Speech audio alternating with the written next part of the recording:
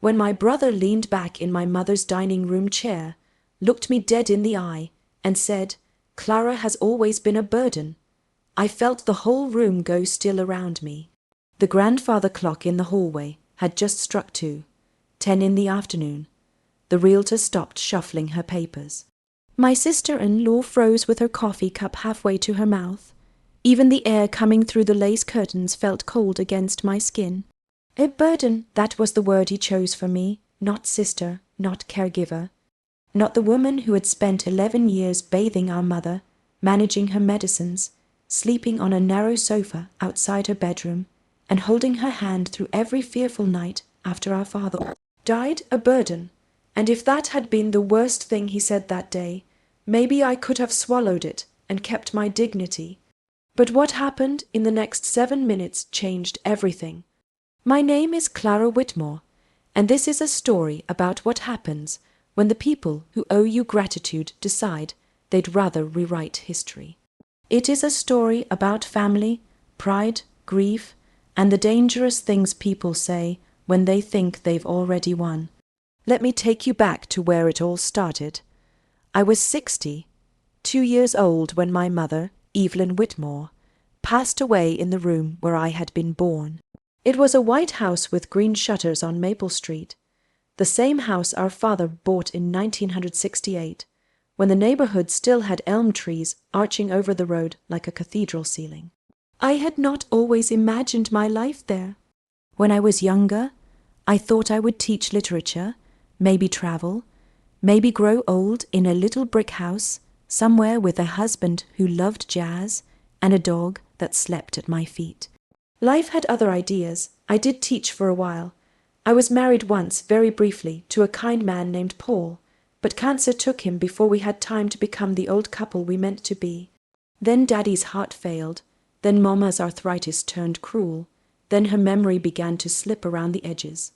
My younger brother, Daniel, lived 3 hours away in Birmingham with his wife, Denise, and their polished, busy life. He worked in commercial real estate.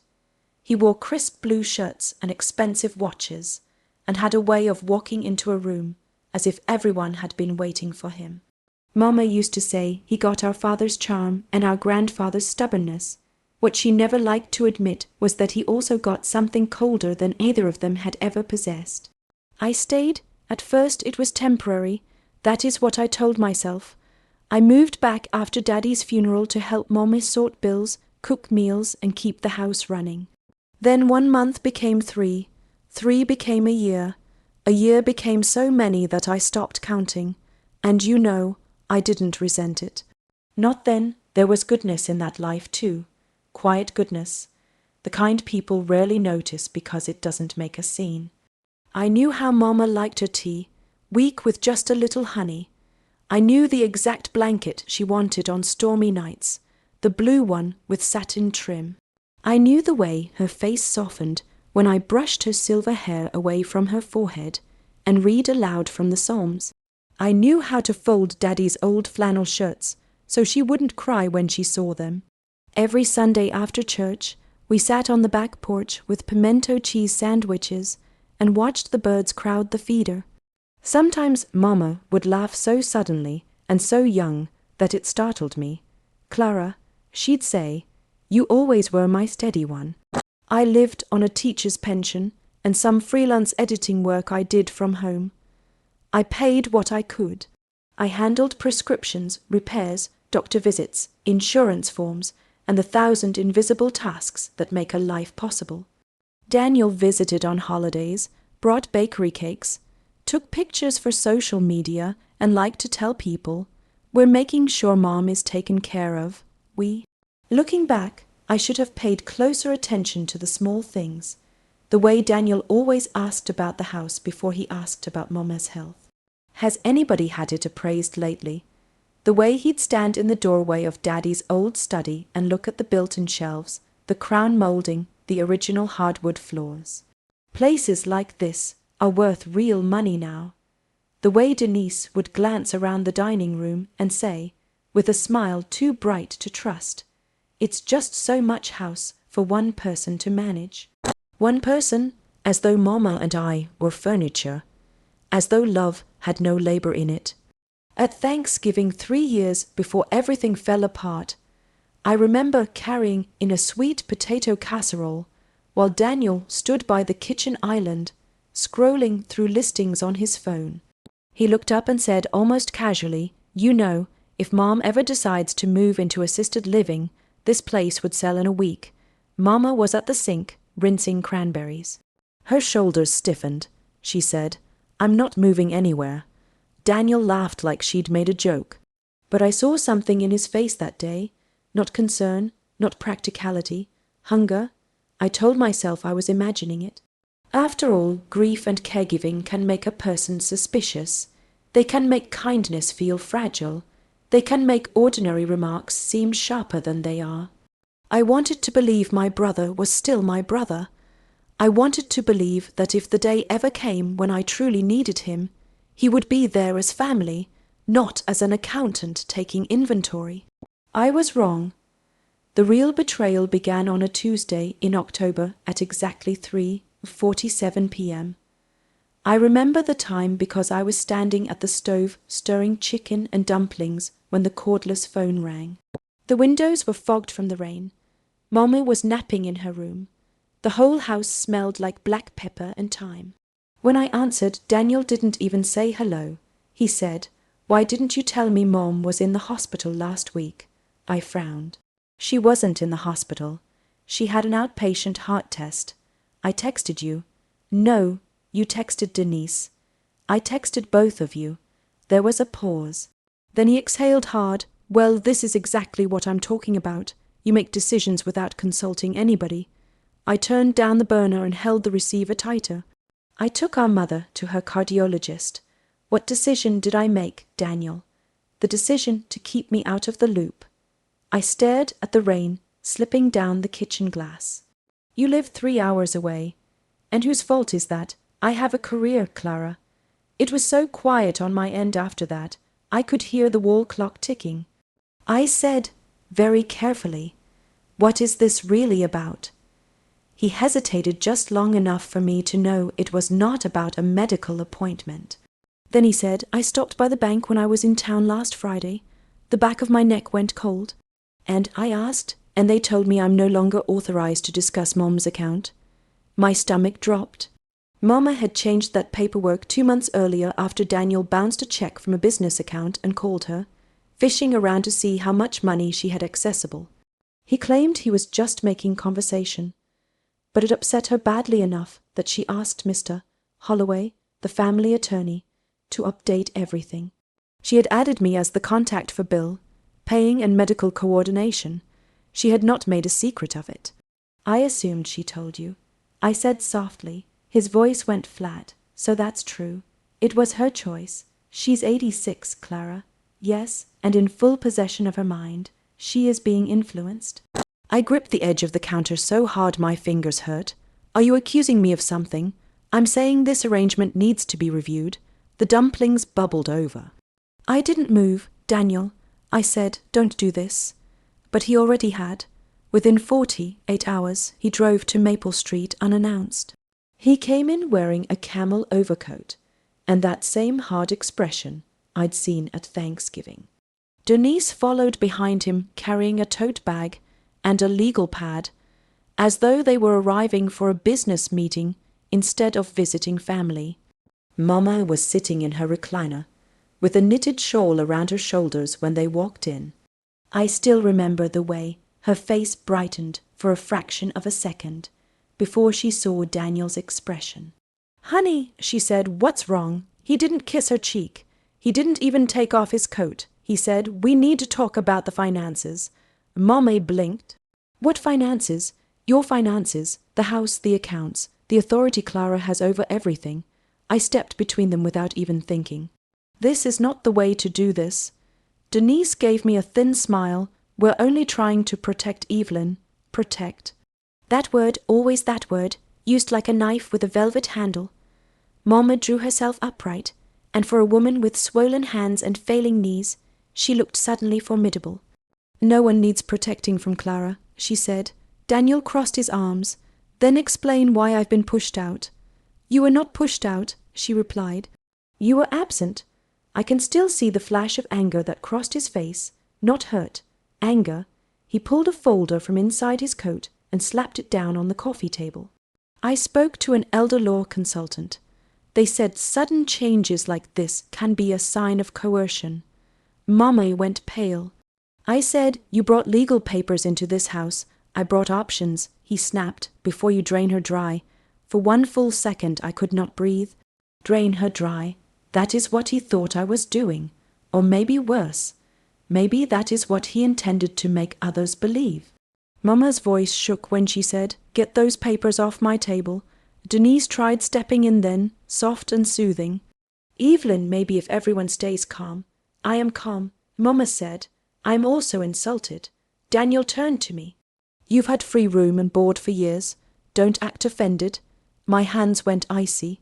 I had paid utilities, groceries, repairs, insurance premiums when Mama came up short, and more pays than I could count. I had emptied my savings one slow emergency at a time. But people like Daniel never count the things done in love. They only count what can be sold. "Mama," I said, because I could feel myself shaking, "I'm going to make tea." I went into the kitchen so I would not say something I could never unsay. From the doorway I heard Mama tell him, low and furious, "You will not come into my home and speak to your sister that way." And Daniel said something that would haunt me for weeks. He said, maybe if she hadn't made herself indispensable, this family wouldn't be in this mess. I stood there with the kettle in my hands, hearing every word, feeling my face burn.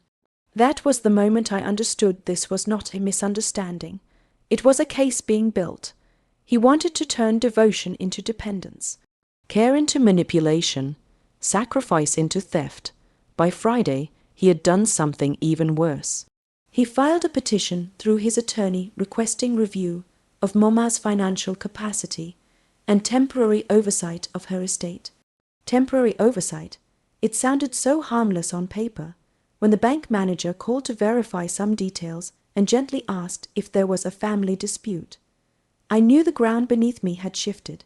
This was no longer an ugly conversation between siblings. This was war dressed up in respectable clothes. And what I didn't know yet, what I could not have imagined standing there in my mother's kitchen with flour on my hands and fear in my throat, was that Daniel had been planning far more than a review. He had already decided what role I would play in the story he meant to tell. Not daughter, not caregiver, not protector, just a burden, and he was only getting started. The strangest thing about betrayal is how ordinary the room can look while it's happening. The next morning, sunlight fell across the dining table exactly the way it always had. Mama's ceramic rooster sat beside the fruit bowl.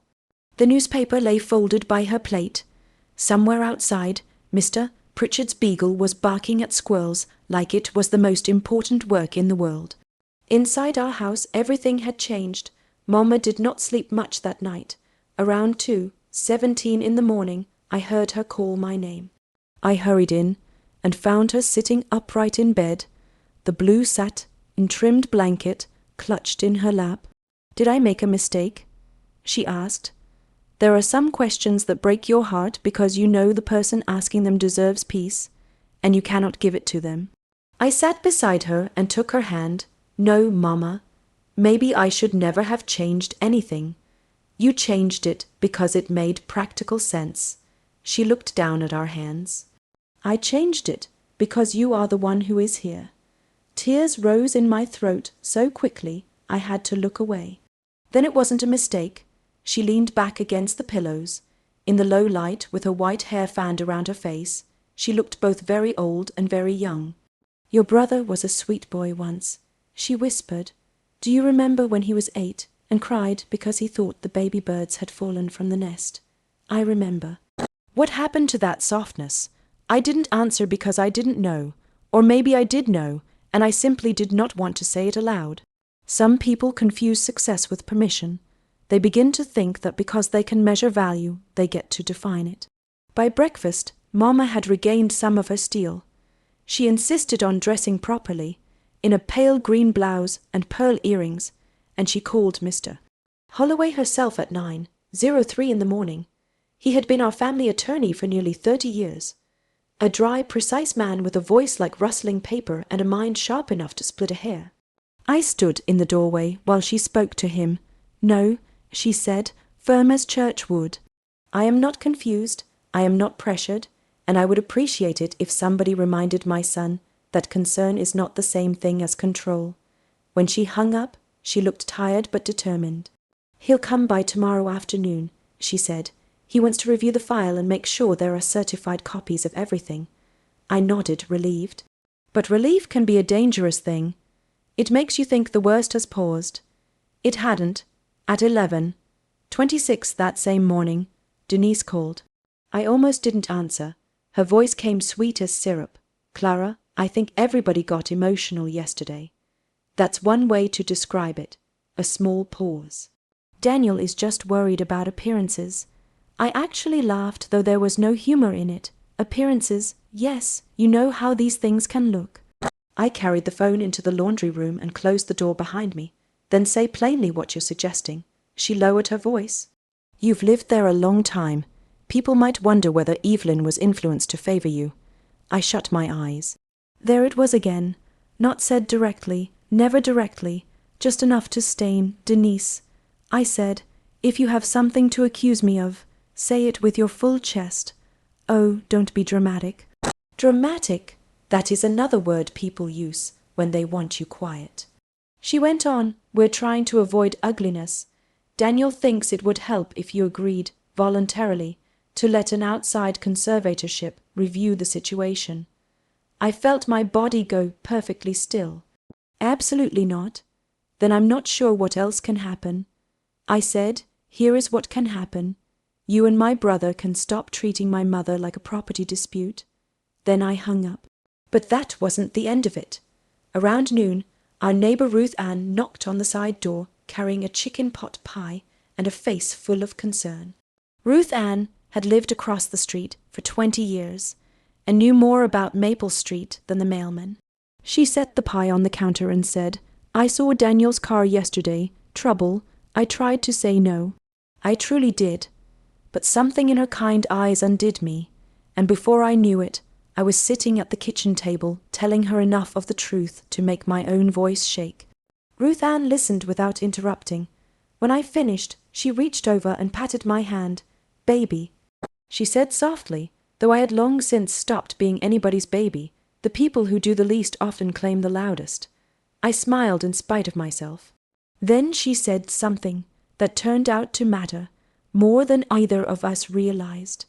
2 weeks ago, I saw Daniel talking to that young appraiser fellow who does work around town. They were standing right out front by the hydrangeas. I thought it was odd at the time. An appraiser? Yes, maybe I misunderstood. But I heard Daniel say, "Once we get her out, it'll move fast." My stomach turned. Get her out? Not help Mama, not protect the estate. Get her out? I thanked Ruth Ann, but after she left, I stood at the sink for a long time with my hands braced against the porcelain, looking out at the yard Daddy once mowed in perfect straight lines. It was becoming clearer by the hour. This wasn't about worry, this was about strategy. Mr. Holloway arrived the next day at 2:32 in the afternoon. He wore a charcoal suit, carried a worn leather briefcase, and smelled faintly of peppermint and old paper.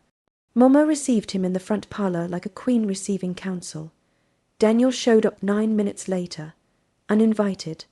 When I saw his black SUV pull into the driveway, I felt a pulse of dread so strong I had to steady myself against the doorframe. He came in smiling, which somehow was worse than if he'd stormed in angry. "Good," he said. "We should all be here." Mr. Holloway removed his glasses and looked at him over the rims.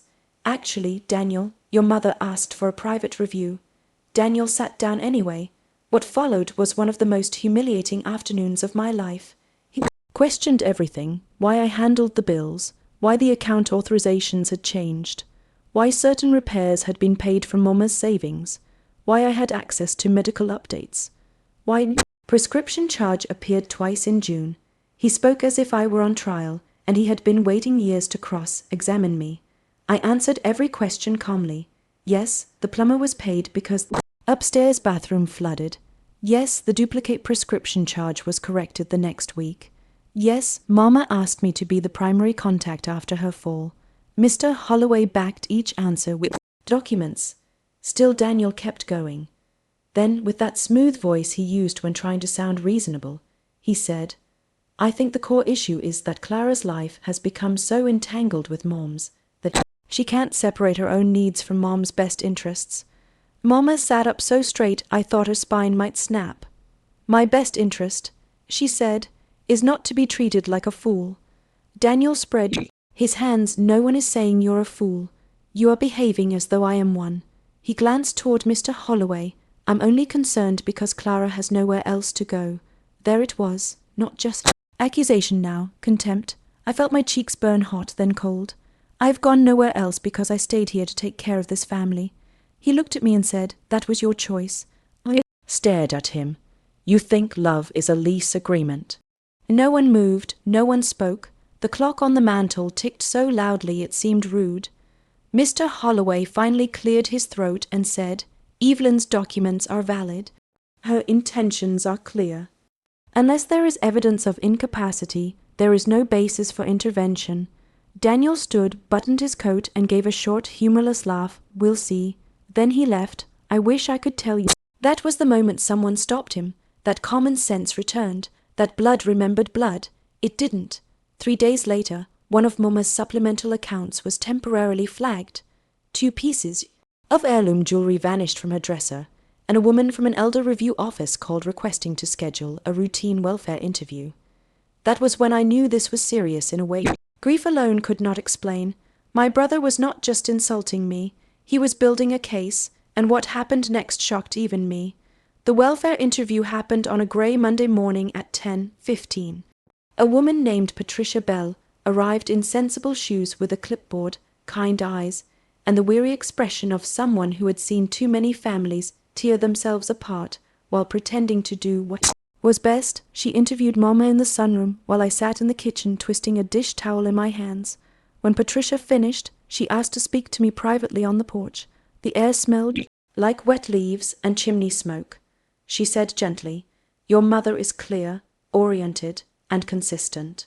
For what it's worth, she spoke very highly of you. I swallowed. Then why are we doing this? She hesitated. Because someone filed concerns. Multiple concerns. Multiple. She gave the smallest nod, not one impulsive complaint. Multiple, that meant Daniel had not merely reacted. He had prepared. I thanked her. She touched my arm before leaving and said something I still remember. Sometimes the loudest relative is not the most loving one. By then, Mama was exhausted. Humiliation has a way of draining the elderly faster than illness. She went to bed early that night, and I sat alone at the kitchen table with the lamp on low, looking through old folders, trying to understand where Daniel thought he could find leverage. At 8:41, my phone buzzed. A text from Daniel, we need to stop this before it gets ugly. Sell the house, divide assets fairly, and find you a manageable place. Find you a manageable place, not ask what I wanted. Not consider what Mama wanted, just relocate me like extra furniture after an estate sale. I typed back, Mama is still alive. This is her home. His reply came immediately. That may not be realistic much longer. I read the line 3 times. Then I walked to Mama's room just to make sure she was breathing evenly in her sleep. People who have never cared for a parent through old age do not understand how sacred a home becomes. It is not just walls. It is memory arranged in physical form. It is routine, dignity, familiarity, the cup by the sink, the creak in the hall, the prayer book by the bedside, the smell of lavender in the linen closet. To uproot an old woman from that without her consent is not efficiency. It is violence of another kind. I did try to make peace. I want to be honest about that. I did not leap into battle eager for revenge. I wanted family repaired, not destroyed. On Wednesday, I agreed to meet Daniel at a diner halfway between Maple Street and the bank. It was called Elsie's, with red vinyl booths and a pie case near the register. We had eaten there as children after little league games and church pageants. I thought maybe memory would soften him. I was wrong again. He was already seated when I arrived, stirring coffee he had no intention of drinking. Denise sat beside him with a manila folder in front of her. I slid into the booth and said, Why is she here? Daniel answered, Because this affects our household too. I almost stood right back up, but I stayed, because sometimes dignity is just endurance with good posture. The waitress came. None of it. Ordered food. Daniel opened the folder and pushed a sheet of paper toward me. This is a proposed family resolution. I looked down. It outlined a sale of Mama's house upon medical transition, or death, equal division of proceeds, appointment of Daniel as financial overseer effective immediately, and a temporary monthly allowance for me until alternative housing is secured. I actually laughed then, a short shocked sound I did not recognize as my own. You brought me an allowance. Denise folded her hands. It would help stabilize things. I looked at her. I am not a dependent child. Daniel leaned forward. Clara, please stop making this emotional. If you'd built a separate life instead of attaching yourself to Mom's, we wouldn't be having this conversation. Something in my face must have changed, because the waitress glanced over from counter. I said very quietly, attaching myself. He sighed as if I were tiring him. You've lived in that house for over a decade. From the outside, it doesn't look good. From the inside, I said, it looks like I was the one changing her sheets at 3 a.m. His jaw tightened. Martyrdom doesn't give you ownership. No, I said, but abandonment doesn't either. For the first time his eyes flashed. There it was, the truth he hated most. Not that I disagreed with him, that I named what he had done. We went in circles for 40 minutes. He said words like prudent, transitional, equitable. I said words like mother, consent, dignity. Denise kept trying to frame everything as unavoidable. Finally, Daniel lowered his voice and said, if you force this into court, things will be said that cannot be unsaid. I looked straight at him. You should have thought of that before you started saying them. Then I got up and left. But what I didn't know was that things were about to get even worse. That Friday afternoon, I went upstairs to fetch Mom, as wool socks from the cedar chest in the guest room. While I was there, I decided to check her jewelry box. It was half empty. Daddy's anniversary bracelet, gone. Mama's emerald ring from her 40th wedding anniversary, gone. A cameo brooch from a grandmother, gone. I called Daniel immediately. He answered on the 4th ring, sounding annoyed. What? Did you take jewelry from this house? A silence. Then Denise borrowed a few pieces for cleaning. I could hardly speak without asking. We were trying to help. Bring them back today. They're safe. Bring them back. He hung up on me. I stood there in the guest room, surrounded by old quilts and cedar scent, and I understood something I should have understood earlier. People do not cross boundaries by accident when they think they own the outcome. They do it because they no longer see you as someone whose permission matters. That evening, Ruth Ann came over with cornbread and found me crying quietly into the kitchen sink. I was embarrassed, but she only wrapped her arms around me and said, let it out, honey. Then we'll think. And we did think. We made lists, dates, witnesses, missing items, calls, texts, every little thing, paper. Ruth Ann said, tapping the pad with her pen. People like your brother count on decent folks not wanting to write ugly things down. She was right, so I started writing. I wrote down the date of the bank flag, the date of the welfare complaint, the conversation, Elsie's, the missing jewelry, the text about manageable housing. And once I started, I could not stop seeing the pattern. Saturday morning, our next door neighbor Walter came by with a small padded envelope. Your mama asked me to keep this if anything started feeling off. He said to give it only to you. My hands shook as I opened it. Inside was a handwritten note in Mama's careful cursive. Clara, if Daniel ever makes trouble about this house or my accounts, tell Mr. Holloway to use the letter in his safe. I love my son, but I know his weaknesses. You stayed. That matters. Don't let anyone make you feel ashamed for the life you gave me. I had to sit down. Walter pretended not to notice my tears. He just looked out the window and said, your daddy would be proud of how you've handled things. There are moments when grief and strength arrive together. That was one of them, because by then the hurt was changing shape. It was no longer just confusion. It was clarity. This wasn't a disagreement. It was a campaign. And I had only just begun to see how far it went. The deeper truth came to me in pieces. That is often how ugly things reveal themselves, not all at once, but like loose boards under a rug, one after another, until you realize the floor was rotten all along. The first piece arrived on a Tuesday at 1:08 in the afternoon when I went to the bank with a folder of bills and a headache that felt like a tightening wire around my temples. Ms. Green, the branch manager, had known our family for years. She was a composed woman in her 50s with soft brown hair, pearl studs, and the kind of careful professionalism that tells you she has seen more than she will ever say. She led me into her office and closed the door. "Clara," she said, "before we discuss anything, I need to ask whether your mother is safe at home." My pulse thudded in my ears. Yes. She folded her hands. Good. Because there have been unusual requests on her accounts. I sat very still. What kind of requests?